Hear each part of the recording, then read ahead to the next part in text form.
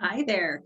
Today we're going to dive into the 6 steps to get your Colorado real estate license. My name is Anna Kibble. I'm the team leader, business coach, and agent growth consultant with the Keller Williams Denver Park Meadows. And I work with agents every day on their journey to get into the real estate industry and to launch their real estate business. So let's dive in. The 6 steps to get your Colorado real estate license. We'll start with kind of an overview of what does your real estate license allow you to do. In the state of Colorado, having your broker associate license, which is the license that most brokers in the state of Colorado hold. In Colorado, having your broker associate license will allow you to practice residential real estate, commercial real estate, as well as property management as the main real estate domains, with the right supervision so that you have the right competency in that core area of real estate. So the path to getting into any of those branches of real estate all looks the same. You're going to start with a pre-licensing course. So your first step is to understand the state requirements. After your pre-licensing, after you've understood the requirements, you'll choose a school to work with. That's your second step, is to select a school. And we're going to dive into some of the criteria that will be helpful for you in selecting a real estate school partner as you're getting your real estate license. After that, you'll take a state and national exam, followed by a background check with fingerprints. And then the fun part begins, and you get to start interviewing brokers and learning more about the business you intending to launch and creating a business plan. So once you've interviewed brokers and you've decided on a partnership on where you'll launch your business, then you'll onboard with that brokerage and launch your business with that brokerage. So let's dive in to the first step. Understanding the requirements for your real estate license. In the state of Colorado, there is a pre-licensing requirement of 168 credit hours of material, and it's in several different criteria. And there's a link below that will further identify exactly what you need to do. But here's the piece that you need to know. The Colorado State accredited schools that you'll be able to choose from will all offer all of these courses. So even though there's like 5 different courses that go into that 168 hours, if you get into any pre-licensing program, they're going to cover all of those courses for you. So you don't have to worry about selecting multiple courses and making sure that you have the right ones. You'll simply select a real estate pre-licensing 168 credit hour course, and that course will encompass all of those pieces. Now, 168 credit hours sounds like a lot. If you equate that to college credit hours, it's completely different, right? If you think the average, college full-time college student is at 18 credit hours, it sounds like years of education, and it's not the case. So 168 actual hours of course material is what you'll cover, and most people are getting through that course in 2 to 3 months. So if they're working part-time and they've got to kind of squeeze it in on the nights and weekends, it might take a little bit longer. And if you are diving into real estate full-time and you're able to devote kind of that full-time energy into getting through your real estate pre-licensing course, you can get through it in just as low as like a couple of weeks. So you can move through it pretty quickly if you'd like to. So that's the first step. Understand what it takes to get your real estate license. Click the link below to get more information. The second step is to partner with a real estate school. Hire a real estate school and begin to attend classes. Now, there's really 3 different ways that you can go to real estate school. In person, right? So you can actually go into the classrooms and in the class and have instructor-led training and education. Online, or home study. So you can do it at home on your own time, at your own pace and speed. And then there are hybrid versions of these that offer both home study and some in-person and face-to-face opportunities. So the type of course you should choose depends on your learning style, how you learn best, how quickly you would like to move through the program. The self-paced online and home study versions are going to have the opportunity to move much quicker than something that's instructor-led. So the hybrid and the in-person models are going to take a little bit more time, but they're great if you learn best in a face-to-face or with a live instructor, so that you can ask questions and have engagement of the class and those types of things. So that's the first criteria to picking is, what's your learning style? How do you work? How do you learn best? The second is, how quickly do you want to move? And the third is, how much do you want to spend? Instructor-led training is typically more expensive. And so you'll find most instructor-led training is in the $1,100 to $1,500 price range currently here in Colorado. Online and self-paced options tend to be in the $400, $500, $600 range, and those hybrid options are right in the middle there. Maybe $750, somewhere in that neighborhood. So there are a lot of different schools to choose from, and we've selected some of the best of the best. The links are below on the page, so you can definitely check those out. And we also have some options for free and discounted real estate school programs. So check that out. You will click all the way below in the link to get more information on free and reduced cost real estate school programs. And we'll share more information on how you can go to real estate school for free. So definitely check that out. So that's step number 2, is to get yourself into real estate school. After you've completed the course, then it is exam time. And that's your third step, is to take your real estate exams. There's both a state and a national exam that you'll sit for, usually at the same time. It will take a couple of hours. It's a pretty hefty exam. Here's what I would say: the sooner you take your exam after you've completed your course, the better off you'll be. This is highly specialized material, and it's not going to stick around in your brain for too long if you're not using it actively. So make sure that as you've completed your real estate school program, you are immediately taking your exams.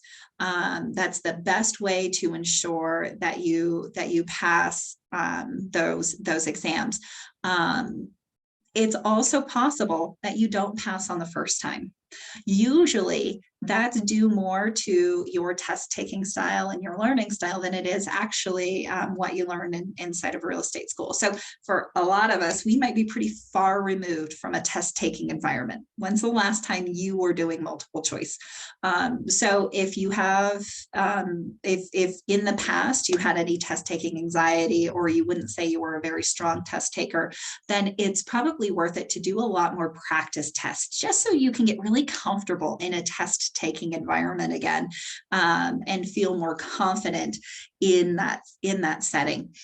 All of that being said, however many or few times it takes for you to pass your real estate exams is absolutely no bearing on what's going to happen in your real estate career. So rest assured, whether you pass on your first try or it takes you 3 or more, there's no public database where people can look and say, oh, they did better on their test than somebody else did.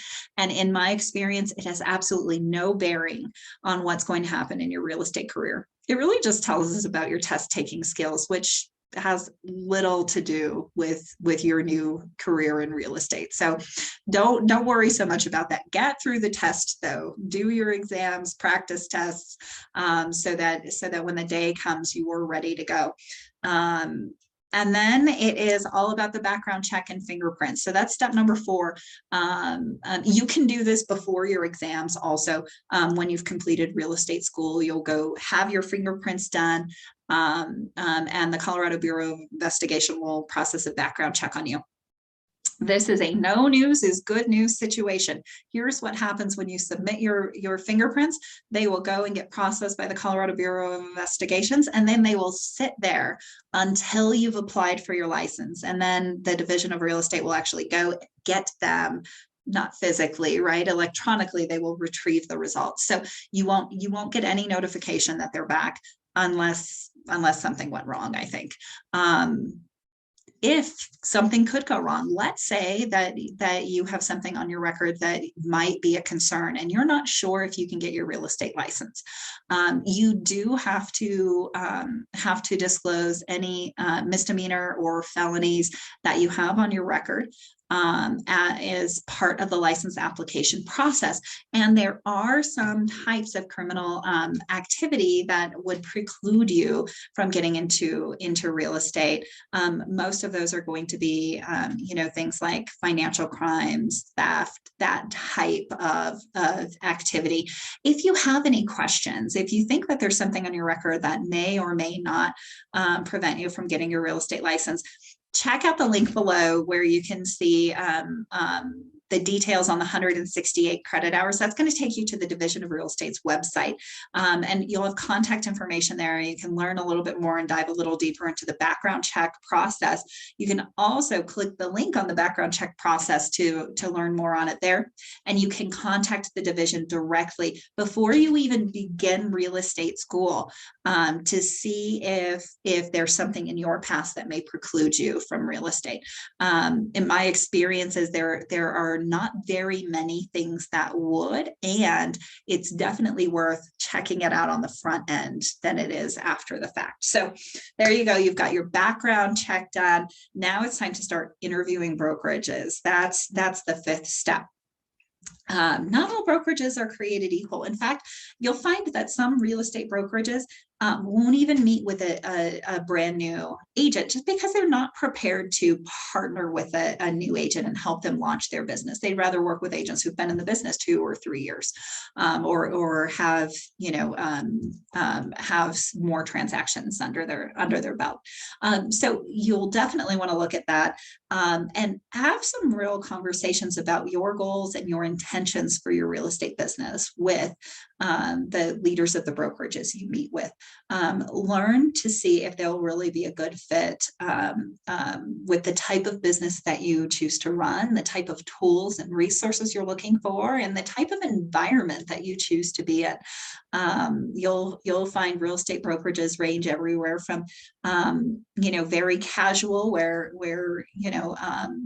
people are in jeans and t-shirts to very formal where you're going to feel more of a corporate setting, from very collaborative where you work together as a team to very competitive and kind of Wolf on Wall Street style brokerages. So you have to find your fit culturally as well as the fit that's going to support your business the best. Who has the training, the education, the support, the tools, the partnership that will help you launch the best business that you can launch in the real estate industry and help you really meet your goals. So you'll want to ask some of those questions, and there's a special guide below of some of the best questions to be able to ask those real estate brokers when you're interviewing. So definitely download that and take it with you on the interview process.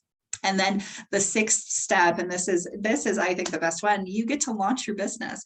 You've chosen a brokerage to work with. You'll work with that broker to apply for your real estate license.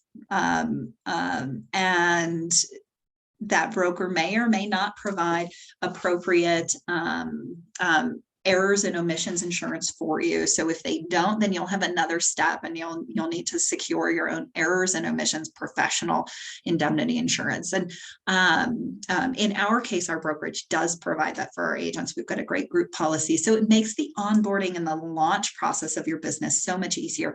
You're able to get started with all of the tools of the trade right away, and start generating business immediately from day one. So partner with that brokerage. You'll go through an onboarding process, where you'll learn more about the independent contractor agreement you'll have with that brokerage, the relationship you're going to have as you work together, and the support that you'll be able to expect inside of that partnership as well. You'll want to bring your course completion or Rec 33 certificates from real estate school with you when you do your onboarding and your license application, as well as your PSI examination passed certificates. You'll get one for the state and one for the national exams. Everything else will live in the Department of Regulatory Agencies database, so that when you go to apply for your license, the fingerprints, like I mentioned, Dora will pull those. You'll also need your driver's license or ID or passport or whatever it is you use for daily identification. A copy of that will need to be uploaded with the license application as well. The whole process is done online, and we can even do onboarding virtually if it's not convenient for you to make it physically into our location. So all of that can happen once you've been onboarded. It takes anywhere from 2 to 10 business days for your license to be processed through the system and for you to be issued an active real estate license, which is when you can officially start representing buyers and sellers and promoting yourself as a real estate agent. What's the business plan to be able to do that? How do you get started? What do you do after that, right? Those are some of the big questions that agents are typically in my office asking as they've just gotten their real estate license. And I would love to spend some time sharing with you what types of plans we've put in place for successful real estate agents as they've started their career. And we can develop a one-on-one strategy for you to be able to launch your business as well. So click below to schedule your launch and business planning meeting with me. We'll also do a Keller Williams overview, so you can learn a little bit more about how we partner with successful real estate agents to launch their business. I hope you found all of this information useful today. There's a lot of downloads and clickables on this page, so definitely make sure you get all of the resources to start your real estate career. And I look forward to having a chance to meet with you really soon.